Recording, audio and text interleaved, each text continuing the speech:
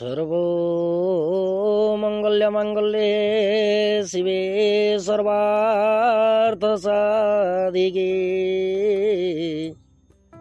शरण्ये त्र्यम्बके गौरी भगवती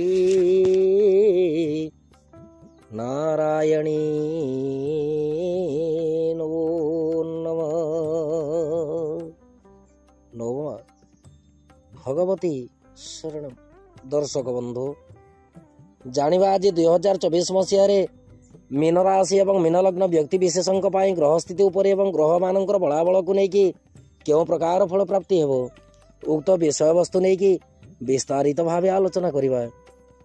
दर्शक बंधु जेतेबेले नूतन वर्षटी आरंभ हेबो जहाँकि जनवरी 1 तारिख 2024 मसीहा जेतेबेले आरंभ हेबो ठीक सही समय पौष मास कृष्ण पक्ष पंचमी तिथि सोमवार मघा नक्षत्र सिंहचंद्र आयुष्मान जोग एवं तैतुलकरण भोग हेउथिबो।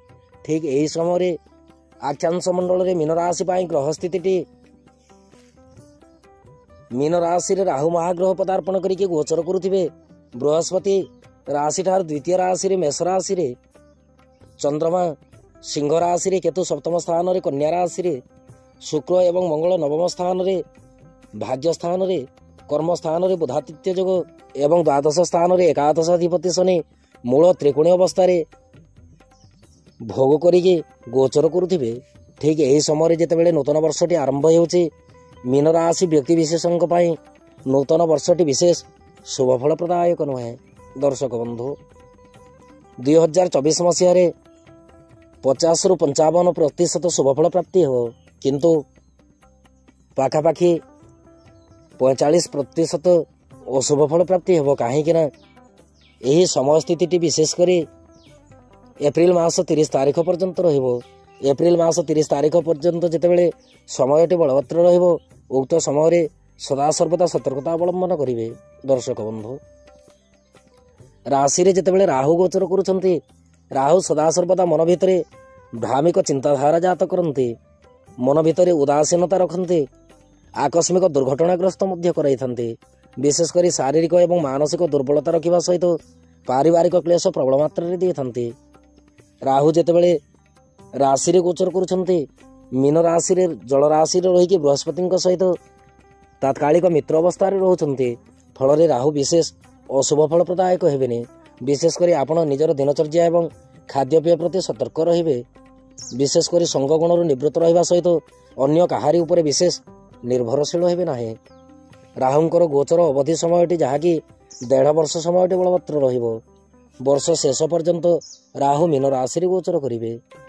द्वितीय स्थान रे बृहस्पति कारकत्व प्राप्ति करिके कारकत्व अधिकार रे गोचर करुछंती जहाँकि मंगलंकर मूल त्रिकोण राशि मेष राशि बृहस्पति मित्र गृही होइके जेतेबेले अछंती प्रबल मात्रा रे धन संपत्ति प्राप्ति करंती किंतु बृहस्पति द्वितीय स्थान रे रहिके शनि दृष्टि थिबारु धन प्राप्ति रे ये बाधक जोग मध्य सूचना देथान्ते। दर्शक बंधु बृहस्पति द्वितीय स्थान रे रहिके प्रबल मात्रा रे ये आकस्मिक धन लाभ कराई थान्ते। ज्योतिष शास्त्र कहे जीवे द्वितीय धन धान्य भोगे सुत अर्थ लाभ पंचकेशु जामित्र स्वस्ति विपुलात लक्ष्मी एकादश सर्वम शुभम ददाति। यही न्याय बृहस्पति द्वितीय स्थान रे मित्र ग्रही होइके थिबारु आपण अचलाचल धन संपत्ति अधिकारी होई पारिबे किंतु एप्रिल मास पर्यंत समय स्थिति विशेष सबल नुहे। राशि ठारू षष्ठ स्थान रे जेतेबेले चंद्र मित्र क्षेत्र रे अछंती शत्रु पीड़ारू आपण सदा सर्वदा वंचित रहिबे किंतु शनि दृष्टि रे रहिके थिबारु मानसिक दुश्चिंता जात हेबा सहित गुप्त शत्रु जात हेबे। राशि ठारू सप्तम स्थान रे केतु ये सदा सर्वदा दाम्पत्य जीवन में अशांतिर वातावरण रखि था। विशेषकर प्रेम संपर्क को लेकिन कलहर वातावरण आणिके जोगाड़ करि थांती। दर्शक बंधु प्रेम संपर्क को लेकिन जो मैंने बह परिणत करने चाहते वर्तमान समय विशेष शुभफल प्राप्ति करें कहीं केतु जाकि सप्तम स्थान रहीकि दाम्पत्य सुखरे विच्छेद रखती। प्रेम संपर्क को लेकिन मनोमालिन्यता भाव रखा सहित मान सम्मान प्रति कलंकर चिन्ह दे था। एणुक सप्तम स्थान में जितेबाला केतु अवस्थान करके गोचर करुँच आपण सदासर्वदा दाम्पत्य जीवन सदृढ़ रखा सहित प्रेम संपर्क को सदासर्वदा ଧ୍ୟାନପୂର୍ବକ ଜୀବିତ ଅବସ୍ଥାରେ ରଖିବେ।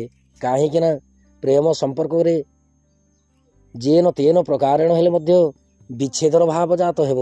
ଏଣୁକରି ପ୍ରେମ ସମ୍ପର୍କକୁ ନେଇକି ସତର୍କତା ଅବଲମ୍ବନ କରିବା ନିତାନ୍ତ ଆବଶ୍ୟକ। ଦର୍ଶକ ବନ୍ଧୁ, ଭାଗ୍ୟ ସ୍ଥାନରେ ଶୁକ୍ରମଙ୍ଗଳ ଇଏ ବିଶେଷ ଶୁଭଫଳ ପ୍ରଦାୟକ ନୁହନ୍ତି, କିନ୍ତୁ ମଙ୍ଗଳ ସ୍ୱଗୃହୀ ହୋଇକି ଭାଗ୍ୟାଧିପତି ହୋଇକି ଭାଗ୍ୟ ସ୍ଥାନରେ ଗୋଚର କରୁଛନ୍ତି। ବିଶେଷ କରି ମୀନ ଲଗ୍ନ ପାଇଁ ଭାଗ୍ୟ ଭାବର ଅଧିପତି ଗ୍ରହ ହେଉଛନ୍ତି ମଙ୍ଗଳ ମହାଗ୍ରହ। କିନ୍ତୁ ଶୁକ୍ର ସହିତ ଯେତେବେଳେ ଯୋଡ଼ା ହେଇକି ଅଛନ୍ତି, ସ୍ତ୍ରୀ ଜାତି ଠାରୁ ଆପଣ ପ୍ରବଳ ମାତ୍ରାରେ ସାହାଯ୍ୟ ସହାନୁଭୂତି ପ୍ରାପ୍ତି କରିବେ। କୌଣସି କାର୍ଯ୍ୟକୁ ଯଦି ଆପଣ କୌଣସି ସ୍ତ୍ରୀ ଜାତିଙ୍କ ମାଧ୍ୟମରେ କରୁଛନ୍ତି, ତାହେଲେ ସେହି କାର୍ଯ୍ୟଟିରେ ନିଶ୍ଚିତ ରୂପେ ସୁଫଳ ପ୍ରାପ୍ତି କରିବେ। କିନ୍ତୁ କୌଣସି ନାରୀ ପ୍ରତି କେତେବେଳେ ଅସମ୍ମାନ ପ୍ରଦର୍ଶନ କରିବେନି। ଆପଣ ଲେଖିକି ରଖନ୍ତୁ, ଯଦି କୌଣସି ନାରୀ ପ୍ରତି ଆପଣ ଅସମ୍ମାନ ପ୍ରଦର୍ଶନ କରନ୍ତି, ତାହେଲେ ଭାଗ୍ୟର ଦୁର୍ଗତିକୁ ଆପଣ ନିଜେ ନିମନ୍ତ୍ରଣ କରୁଛନ୍ତି। କାହିଁକି ନା ଜ୍ୟୋତିଷ ଶାସ୍ତ୍ର କହେ, ଶୁକ୍ରମଙ୍ଗଳ ହେଲେ ଯୋଡ଼ା ରାଣ୍ଡର ପୁଅ ଚଢ଼େ ଘୋଡ଼ା। ଶୁକ୍ରମଙ୍ଗଳ ଯେତେବେଳେ ଯୋଡ଼ା ହେଇକି ରୁହନ୍ତି, ସିଏ ଯଦି ବିଧବା ସ୍ତ୍ରୀର ପୁତ୍ର ହୋଇଥାଏ, ତାହେଲେ ବି ମଧ୍ୟ ତାର ମନ ଭିତରେ ପବନ ବେଗରେ ଦ୍ରୁତ ଗତିରେ ସେ ଘୋଡ଼ା ଚଢ଼ିଥାଏ। ଏଣୁକରି ଦର୍ଶକ ବନ୍ଧୁ, ଶୁକ୍ରମଙ୍ଗଳ ଏକତ୍ରୀକରଣ ଭାଗ୍ୟ ସ୍ଥାନରେ ଏ ଭାଗ୍ୟର ପ୍ରବଳ ଉନ୍ନତି କରିବେ। କିନ୍ତୁ ଆକସ୍ମିକ ଭାବେ ସମ୍ମାନହାନି ମଧ୍ୟ ହେବ, ଯାହାକି କର୍ମମୟ ଜୀବନରେ ସଦାସର୍ବଦା ସତର୍କତା ଅବଲମ୍ବନ କରିବେ। ଧର୍ମ କର୍ମ ରୀତିନୀତି ପ୍ରତି ମନ ମଧ୍ୟରେ ଅନାଗ୍ରହ ଜାତ ହେବ। ଯେକୌଣସି ଧର୍ମ କାର୍ଯ୍ୟରେ ଆପଣ ଯଦି କିଛି କରିବାକୁ ଯାଉଥିବେ, ତାହେଲେ ବାଧକ ଯୋଗ ସଂଘଟିତ ହେବ। ପରିବାର ସଦସ୍ୟଙ୍କର ଚାଲିଚଳଣି ଉପରେ ଆପଣଙ୍କ ମନ ଭିତରେ କ୍ଷୋଭ ଭାବ ମଧ୍ୟ ରହିବ। ଦଶମ ସ୍ଥାନରେ ବୁଧାତିଥ୍ୟ ଯୋଗ, କର୍ମସ୍ଥାନରେ ରବି ଦିଗ୍ବଳୀ ଅବସ୍ଥାରେ ବୁଧ ମଧ୍ୟ କର୍ମସ୍ଥାନରେ ବୁଧାତିଥ୍ୟ ଯୋଗ ସଂଘଟିତ କରୁଛନ୍ତି। ତତ୍ସଙ୍ଗେ ବୃହସ୍ପତିଙ୍କର ନବମ ଦୃଷ୍ଟି ଅଛି, ଯାହାକି କର୍ମସ୍ଥାନ ପ୍ରତି। ଦଶମ କେନ୍ଦ୍ରରେ ଯେତେବେଳେ ରବି ଏବଂ ବୁଧ ବୁଧାତିଥ୍ୟ ଯୋଗ ସଂଘଟିତ କରୁଛନ୍ତି, କର୍ମମୟ ଜୀବନ ଶାନ୍ତିପୂର୍ଣ୍ଣ ଭାବେ ଅତିବାହିତ ହେବ। କିନ୍ତୁ ଶନିଙ୍କର 7.5 ଭିତରେ ଯେତେବେଳେ ଆପଣ ଗ୍ରସିତ ଅଛନ୍ତି, ଶନିଙ୍କର 7.5ର ପ୍ରଥମ ସୋପାନ ଆପଣ ଦେଖୁଛନ୍ତି। ଦର୍ଶକ ବନ୍ଧୁ, 7.5 କହିଲେ 3ଟି ଢେୟା ବର୍ଷକୁ ଏକତ୍ରିତ କରିଦେଲେ 7.5 ବର୍ଷ ହୁଏ। ସେହି 7.5 ବର୍ଷରୁ ବର୍ତ୍ତମାନ ସମୟରେ ଆପଣ କେବଳ ମାତ୍ର ଗୋଟିଏ ବର୍ଷ ସମ୍ପୂର୍ଣ୍ଣ କରିବା ପାଇଁ ଯାଉଛନ୍ତି, ଯାହାକି ଜାନୁଆରୀ 17 ତାରିଖରେ ଗୋଟିଏ ବର୍ଷ ସମ୍ପୂର୍ଣ୍ଣ ହୋଇଯିବ। ପୁଣି ଆଗକୁ ଦୀର୍ଘ ଦିନ ଅଛି। ଶନିଙ୍କର 7.5 ସମୟଟି ଆପଣଙ୍କ ପାଇଁ ବିଶେଷ ଅନୁକୂଳଦାୟକ ନୁହେଁ। କିନ୍ତୁ ଶନି ଯେତେବେଳେ ଦ୍ୱାଦଶ ସ୍ଥାନରେ ରହିକି ମୂଳ ତ୍ରିକୋଣୀ ଅବସ୍ଥାରେ ଗୋଚର କରୁଛନ୍ତି, ଏହି ସମୟରେ ଅପବ୍ୟୟ ଖର୍ଚ୍ଚ ହେବ, କିନ୍ତୁ ଆୟର ସ୍ରୋତ ମଧ୍ୟ ପ୍ରଖର ରହିବ। ପ୍ରତ୍ୟେକ ମାର୍ଗରୁ ପ୍ରତ୍ୟେକ ଦିଗରୁ ପ୍ରତି ମୁହୂର୍ତ୍ତରେ ଆପଣ ଧନ ଉପାର୍ଜନ କରିବେ, କିନ୍ତୁ ଧନ ଯେତିକି ଆଦାୟ ହେବ ସେତିକି ବ୍ୟୟ ମଧ୍ୟ ହେବ। ଦର୍ଶକ ବନ୍ଧୁ, ଦ୍ୱାଦଶ ସ୍ଥାନରେ ଶନି ରହିକି ଅପବ୍ୟୟ ଖର୍ଚ୍ଚାନ୍ତ କରିବା ସହିତ ମନସ୍ତାପ ବୃଦ୍ଧି କରାଇଥାନ୍ତି। ଏଣୁକରି ସଦାସର୍ବଦା ମନ ଭିତରେ ସକାରାତ୍ମକ ମନୋବଳ ରଖିକି ଅର୍ଥ ବ୍ୟୟରୁ ନିବୃତ୍ତ ରହିବେ। ଇଏ ଥିଲା ଆକ୍ଷାଂଶ ମଣ୍ଡଳରେ ଗ୍ରହ ସ୍ଥିତି ଉପରେ ଯେଉଁ ପ୍ରଭାବ ରହିବ, ସେହି ପ୍ରଭାବର ବିଷୟବସ୍ତୁ। ଏବେ ଆସନ୍ତୁ ଜାଣିବା ଗ୍ରହ ଦୃଷ୍ଟି ଉପରେ କେଉଁ ପ୍ରକାର ଫଳ ପ୍ରାପ୍ତି ହେବ। ଦର୍ଶକ ବନ୍ଧୁ, ଗୋଟିଏ ରାଶିରେ ଦୀର୍ଘଦିନ ଅବସ୍ଥାନ କରୁଥିବା ଗ୍ରହ ହେଉଛନ୍ତି ବୃହସ୍ପତି ମହାଗ୍ରହ, ରାହୁ, ଶନି ଏବଂ କେତୁ ମହାଗ୍ରହ। ଏହି 4ଟି ଗ୍ରହ ଦୀର୍ଘଦିନ ଗୋଟିଏ ରାଶିରେ ଅବସ୍ଥାନ କରନ୍ତି, ଯାହାକି ବୃହସ୍ପତି 13 ମାସ ପର୍ଯ୍ୟନ୍ତ, ରାହୁ 1.5 ବର୍ଷ ପର୍ଯ୍ୟନ୍ତ, ଶନି 2.5 ବର୍ଷ ପର୍ଯ୍ୟନ୍ତ, ତତ୍ସଙ୍ଗୀ କେତୁ ମଧ୍ୟ 18 ମାସ ଗୋଟିଏ ରାଶିରେ ଅବସ୍ଥାନ କରିଥାନ୍ତି। ଏଣୁକରି ଏହି 4ଟି ଗ୍ରହକୁ ନେଇକି ବର୍ଷ ଚକ୍ର କୁଣ୍ଡଳୀ ନିର୍ଣ୍ଣୟ କରାଯାଏ। ଅନ୍ୟାନ୍ୟ ଗ୍ରହମାନଙ୍କର ଗତିଟି ମନ୍ଥରରୁ ଦ୍ରୁତ ହୋଇଥାଏ। ଏଣୁକରି ବର୍ଷ ଚକ୍ର କୁଣ୍ଡଳୀ ଉପରେ ଏହି 4ଟି ଗ୍ରହଙ୍କର ପ୍ରଭାବ ରହିଥାଏ। ଦର୍ଶକ ବନ୍ଧୁ, ଏହି 4ଟି ଗ୍ରହଙ୍କ ବ୍ୟତୀତ ଅନ୍ୟାନ୍ୟ ଗ୍ରହମାନଙ୍କର ପ୍ରଭାବ ମଧ୍ୟ ରାଶି ଏବଂ ଲଗ୍ନ ଉପରେ ପଡ଼ିଥାଏ। ବୃହସ୍ପତି ଆପଣଙ୍କ ରାଶିଠାରୁ ଦ୍ୱିତୀୟ ସ୍ଥାନରେ ଗୋଚର କରିକି ଆପଣଙ୍କ ଷଷ୍ଠ ସ୍ଥାନ ପ୍ରତି ଯେତେବେଳେ ଦୃଷ୍ଟି ଦେଉଛନ୍ତି, ଆପଣ ରୋଗ, ରେପ, ଋଣ ଏବଂ ଶତ୍ରୁରୁ ବଞ୍ଚିତ ରହିବେ। କୌଣସି ଋଣ କିମ୍ବା କୌଣସି ପ୍ରକାର ଦୀର୍ଘକାଳୀନ କର୍ମରେ ଯଦି ଆପଣ ବ୍ୟସ୍ତତା ଅନୁଭବ କରୁଥାନ୍ତି, ତାହେଲେ ଋଣ ମୋଚନ ହେବା ସହିତ କାର୍ଯ୍ୟ ସିଦ୍ଧିର ସୂଚନା ଇଏ ନିଶ୍ଚିତ ରୂପେ ପ୍ରଦାନ କରିବେ। ବୃହସ୍ପତିଙ୍କ ଷଷ୍ଠ ସ୍ଥାନ ପ୍ରତି ଦୃଷ୍ଟି ଜ୍ଞାତି ପରିବାର ବନ୍ଧୁବର୍ଗଙ୍କ ଗହଣରେ ସମୟ ଅତିବାହିତ କରାଇଥାନ୍ତି। ବିଶେଷ କରି ପରିବାର ମଧ୍ୟ ମାଙ୍ଗଳିକ କର୍ମ ମଧ୍ୟ ହୋଇଥାଏ। ଦର୍ଶକ ବନ୍ଧୁ, ଷଷ୍ଠ ସ୍ଥାନ ପ୍ରତି ବୃହସ୍ପତିଙ୍କ ଦୃଷ୍ଟି ଆକସ୍ମିକ ରୋଗ ଏବଂ ଆକସ୍ମିକ ପୀଡ଼ାରୁ ଆପଣ ନିଶ୍ଚିତ ରୂପେ ବଞ୍ଚିତ ରହିବେ।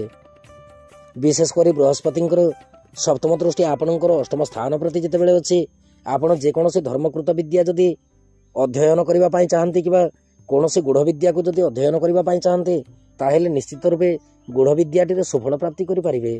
ବୃହସ୍ପତି ଅଷ୍ଟମ ସ୍ଥାନକୁ ଦୃଷ୍ଟି ଦେଇକି ପରମାୟୁର ଉତ୍ତରୋତ୍ତର ବୃଦ୍ଧି କରାଇଥାନ୍ତି।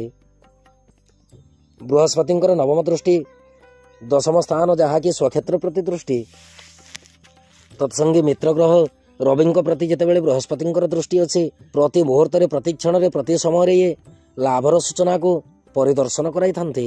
ଦର୍ଶକ ବନ୍ଧୁ, ବୃହସ୍ପତିଙ୍କ ଦଶମ ସ୍ଥାନକୁ ଦୃଷ୍ଟି, ସିଏ ପୁଣି ସ୍ୱସ୍ଥାନକୁ ଦୃଷ୍ଟି ହେତୁ ଆକସ୍ମିକ ଧନ ପ୍ରାପ୍ତିର ସୂଚନା ପ୍ରାପ୍ତି ହେବା ସହିତ କୌଣସି ବରିଷ୍ଠ ବ୍ୟକ୍ତିଙ୍କର ସାନ୍ନିଧ୍ୟ ଲାଭ କରିକି ଭାଗ୍ୟର ନୂତନ ମାର୍ଗ ମଧ୍ୟ ଦର୍ଶନ ହୋଇପାରେ। କାହିଁକି ନା ବୃହସ୍ପତି ହେଉଛନ୍ତି ପରିମାର୍ଜିତ ଜ୍ଞାନର କାରକ ଗ୍ରହ। ଏଣୁକରି ବୃହସ୍ପତିଙ୍କର ଷଷ୍ଠ ସ୍ଥାନ ପ୍ରତି ଦୃଷ୍ଟି, ଅଷ୍ଟମ ସ୍ଥାନ ପ୍ରତି ଦୃଷ୍ଟି ଏବଂ ଦଶମ ସ୍ଥାନ ପ୍ରତି ଦୃଷ୍ଟି, ଇଏ ଅମୃତମୟୀ ଦୃଷ୍ଟି। ରାହୁ ଆପଣଙ୍କର ରାଶିଠାରେ ଅବସ୍ଥାନ କରିକି ଠିକ୍ ରାଶିଠାରୁ ପଞ୍ଚମ ସ୍ଥାନ ପ୍ରତି ଯେତେବେଳେ ଦୃଷ୍ଟି ଦେଉଛନ୍ତି, ଯେଉଁମାନେ ବର୍ତ୍ତମାନ ଉଚ୍ଚ ବିଦ୍ୟାରେ ଅଧ୍ୟୟନ କରୁଛନ୍ତି ସେମାନଙ୍କ ପାଇଁ ବିଶେଷ ଶୁଭଫଳପ୍ରଦାୟକ ସମୟ ନୁହେଁ। ବିଶେଷ କରି ବିଦ୍ୟାର୍ଥୀମାନଙ୍କ ପାଇଁ ସମୟଟି ଅନୁକୂଳ ଅଟେ, କିନ୍ତୁ ଯେଉଁମାନେ ମଧ୍ୟବିଦ୍ୟାରେ ଅଧ୍ୟୟନ କରୁଛନ୍ତି ସେମାନଙ୍କ ପାଇଁ ସମୟଟି ଅନୁକୂଳ ଅଟେ, କିନ୍ତୁ ଉଚ୍ଚ ବିଦ୍ୟାଟିରେ ଯେଉଁମାନେ ଅଧ୍ୟୟନ କରୁଛନ୍ତି ଉଚ୍ଚ ବିଦ୍ୟାର୍ଥୀମାନଙ୍କ ପାଇଁ ସମୟଟି ବିଶେଷ ଅନୁକୂଳପ୍ରଦାୟକ ନୁହେଁ। ଏଣୁକରି ଦୃଢ଼ ସଂକଳ୍ପିତ ଭାବେ ବିଦ୍ୟା ଅଧ୍ୟୟନ କରନ୍ତୁ। ଯେଉଁମାନେ ପୁତ୍ର ପ୍ରାପ୍ତି ପାଇଁ ଆଶାତୀତ ଅବସ୍ଥାରେ ଅଛନ୍ତି, ବର୍ତ୍ତମାନ ସମୟରେ ସମୟଟି ଅତ୍ୟନ୍ତ ଶୁଭଫଳପ୍ରଦାୟକ ଅଟେ, ଯାହାକି ଏପ୍ରିଲ ମାସ 30 ତାରିଖ ପର୍ଯ୍ୟନ୍ତ ଏହି ସମୟରେ ନିଶ୍ଚିତ ଭାବେ ଆପଣ ପୁତ୍ର ସନ୍ତାନ ପ୍ରାପ୍ତି କରିପାରିବେ। ଦର୍ଶକ ବନ୍ଧୁ, ରାହୁଙ୍କର ଯେତେବେଳେ ସପ୍ତମ ସ୍ଥାନ ପ୍ରତି ଦୃଷ୍ଟି, ସପ୍ତମ ସ୍ଥାନ ପ୍ରତି ରାହୁଙ୍କର ଦୃଷ୍ଟି, ଇଏ ଦାମ୍ପତ୍ୟ ଜୀବନରେ ମତଭେଦ ଜାତ କରିବା ସହିତ ସହଧର୍ମିଣୀଙ୍କ ସ୍ୱାସ୍ଥ୍ୟ ଶରୀର ପ୍ରତି ଦୁର୍ବଳ ପ୍ରଭାବ ରଖିବେ। ଏଣୁକରି ସଦାସର୍ବଦା ଆପଣ ସାଂସାରିକ କ୍ଷେତ୍ର ପ୍ରତି ଦୃଢ଼ ସଂକଳ୍ପିତ ରହିକି କର୍ମ ନିର୍ବାହ କରିବେ। ବିଶେଷ କରି ସହଧର୍ମିଣୀଙ୍କ ପରାମର୍ଶ ଅନୁସାରେ ଗୃହ କର୍ମ ସମ୍ପାଦନ କରିବେ। ରାହୁଙ୍କର ନବମ ଦୃଷ୍ଟି ଆପଣଙ୍କର ଭାଗ୍ୟସ୍ଥାନ ପ୍ରତି, ତତ୍ସଙ୍ଗେ ଶନିଙ୍କର ଦୃଷ୍ଟି ମଧ୍ୟ। ଏଣୁକରି ଭାଗ୍ୟଫଳ ପ୍ରାପ୍ତିରେ ବିଳମ୍ବ ଯୋଗ ସଂଘଟିତ ହେବ। କୌଣସି କୋର୍ଟ କଚେରୀ ମାମଲା ଯଦି ରହିକି ଥାଏ, ତାହେଲେ ବୁଝି ବିଚାରିକି କର୍ମ ସମ୍ପାଦନ କରିବେ। କୌଣସି କାର୍ଯ୍ୟରେ ତରତର ନିଷ୍ପତ୍ତି ନେବେ ନାହିଁ। ଦେଖିବାକୁ ଯଦି ଯିବା, ଧର୍ମ ଏବଂ ଭାଗ୍ୟର ଅଧିପତି ଗ୍ରହ ଯିଏକି କାରକତ୍ୱ ପ୍ରାପ୍ତି କରିଛନ୍ତି ବୃହସ୍ପତି ଦ୍ୱିତୀୟ ସ୍ଥାନରେ ବଳବାନ ଅବସ୍ଥାରେ ଅଛନ୍ତି, କିନ୍ତୁ ଧର୍ମ ପ୍ରତି ମନ ମଧ୍ୟରେ ଅନାଗ୍ରହ ଜାତ ହେବ। ବିବାହ ପ୍ରସଙ୍ଗ ବିଷୟବସ୍ତୁକୁ ଯଦି ଆମେ ଆଲୋଚନା କରିବା, ଏପ୍ରିଲ ମାସ 30 ତାରିଖ ପର୍ଯ୍ୟନ୍ତ ଆପଣ ବିବାହ କରିପାରିବେ। ବିବାହ କାର୍ଯ୍ୟ ପାଇଁ ସମୟଟି ଅନୁକୂଳ ଅଟେ। ଏପ୍ରିଲ ମାସ ମଧ୍ୟରେ ସନ୍ତାନ ପ୍ରାପ୍ତି ହେବା ସହିତ ଶିକ୍ଷା କ୍ଷେତ୍ରରେ ମଧ୍ୟ ଉନ୍ନତି କରିବେ। ଯେଉଁମାନେ ବାଣିଜ୍ୟ ବ୍ୟବସାୟରେ ପ୍ରବଳ ମାତ୍ରାରେ କର୍ମରତ ଅଛନ୍ତି ସେମାନଙ୍କ ପାଇଁ ସମୟଟି ଅତ୍ୟନ୍ତ ଶୁଭଫଳପ୍ରଦାୟକ ଅଟେ। କିନ୍ତୁ ଦର୍ଶକ ବନ୍ଧୁ, କୌଣସି କାର୍ଯ୍ୟରେ ତରତର ନିଷ୍ପତ୍ତି ନେବେ ନାହିଁ। ବିଶେଷ କରି ମିଳିତ ବ୍ୟବସାୟକୁ ନେଇକି ସଦାସର୍ବଦା ସତର୍କ ରହିବେ। ଶନିଙ୍କର ତୃତୀୟ ଦୃଷ୍ଟି ବୃହସ୍ପତିଙ୍କ ପ୍ରତି ଧନ ଆଦାୟ କାଳରେ ଇଏ ବିଘ୍ନର ସୂଚନା ଦେଇଥାନ୍ତି। ଯେତେବେଳେ ଆପଣ କିଛି ଧନ ଉପାର୍ଜନ କରୁଥିବେ, ଯେକୌଣସି କର୍ମରେ କର୍ମରତ ରହିକି କିଛି ପାଇବାର ଆଶା ରଖିଥିବେ, ଆଶାତୀତ ଫଳରେ ବିଳମ୍ବ ଯୋଗ ସଂଘଟିତ କରିବେ। ଦ୍ୱିତୀୟ ସ୍ଥାନ ପ୍ରତି ଶନିଙ୍କର ଦୃଷ୍ଟି ରହିଲେ ପରିବାର ମଧ୍ୟରେ ଅଶାନ୍ତିର ବାତାବରଣ ରହିଥାଏ। ପରିବାର ସଦସ୍ୟଙ୍କର ମନ ମଧ୍ୟରେ ଗ୍ଳାନି ଭାବନା ମଧ୍ୟ ଜାତ ହୋଇଥାଏ। ଶନିଙ୍କର ସପ୍ତମ ଦୃଷ୍ଟି ଷଷ୍ଠ ସ୍ଥାନ ପ୍ରତି ଯେତେବେଳେ ଅଛି, ଷଷ୍ଠ ସ୍ଥାନ ପ୍ରତି ଶନିଙ୍କର କାରକତ୍ୱ ଦୃଷ୍ଟି, କିନ୍ତୁ ଶତ୍ରୁ କ୍ଷେତ୍ର ପ୍ରତି ଯେତେବେଳେ ଦୃଷ୍ଟି ଅଛି, ଗୁପ୍ତ ଶତ୍ରୁ ଜାତ ହେବା ପାଇଁ ଇଏ ସହାୟକ ହୋଇଯାନ୍ତି। ଏଣୁକରି ଦର୍ଶକ ବନ୍ଧୁ, ଶତ୍ରୁ ପୀଡ଼ାରୁ ସଦାସର୍ବଦା ନିବୃତ୍ତ ରହିବେ। ଶନିଙ୍କର ଦଶମ ଦୃଷ୍ଟି ଯେତେବେଳେ ଆପଣଙ୍କ ଭାଗ୍ୟ ସ୍ଥାନ ପ୍ରତି ଅଛି, ଶନି ହେଉଛନ୍ତି ମନ୍ଥର ଗତି କାରକ ଗ୍ରହ। ଶନିଙ୍କର ଚଳନ ହେଉଛି ମନ୍ଦଗତି, ଯାହାକି ଅତ୍ୟନ୍ତ ମନ୍ଥର ଗତି। ଏଣୁକରି ଧୀର ମନ୍ଥର ଗତିରେ ନିଶ୍ଚିତ ରୂପେ ଆପଣ ଭାଗ୍ୟଫଳ ପ୍ରାପ୍ତି କରିବେ। ଇଏ ଥିଲା ଗ୍ରହ ଗୋଚର ସ୍ଥିତି ଉପରେ ମୀନ ରାଶି ଏବଂ ମୀନ ଲଗ୍ନ ବ୍ୟକ୍ତି ବିଶେଷଙ୍କ ପାଇଁ 2024 ମସିହା ବାର୍ଷିକ ରାଶିଫଳ। ଦର୍ଶକ ବନ୍ଧୁ, ଗ୍ରହମାନଙ୍କ ସ୍ଥିତିକୁ ସବଳ କରିବା ପାଇଁ ଆପଣ ପ୍ରତିଦିନ ହନୁମାନ ଚାଳିଶା ପଠନ କରିବା ସହିତ ବିଷ୍ଣୁ ସହସ୍ରନାମ ପଠନ କରନ୍ତୁ। ତତ୍ସଙ୍ଗେ କୂଳ ବୃଦ୍ଧ ବୟୋଷ୍ଠ ବ୍ୟକ୍ତିଙ୍କୁ ପ୍ରତି ଶନିବାରରେ କିଛି ଖାଇବା ଦ୍ରବ୍ୟ ଦାନ କରନ୍ତୁ, ଯାହାକି ନିଜର ଶକ୍ତି ସାମର୍ଥ୍ୟ ଅନୁସାରେ ସୂର୍ଯ୍ୟ ଉଦୟ ପୂର୍ବରୁ ଶଯ୍ୟା ତ୍ୟାଗ କରନ୍ତୁ। ଗୁରୁ ବ୍ରାହ୍ମଣ ପିତାମାତାଙ୍କ ପ୍ରତି ଅନାବିଳ ଭକ୍ତିଭାବ ରଖନ୍ତୁ। ଗ୍ରହ ଗୋଚର ସ୍ଥିତିଟି ଯେତିକି ଦୁର୍ବଳ ହେଲେ ମଧ୍ୟ ଆପଣଙ୍କ ପାଇଁ ବିଶେଷ ଅଶୁଭ ଫଳପ୍ରଦାୟକ ହେବେନି। ଏବେ ଅନୁମତି ଦିଅନ୍ତୁ। ନମଃ ଭଗବତୀ ଶରଣ।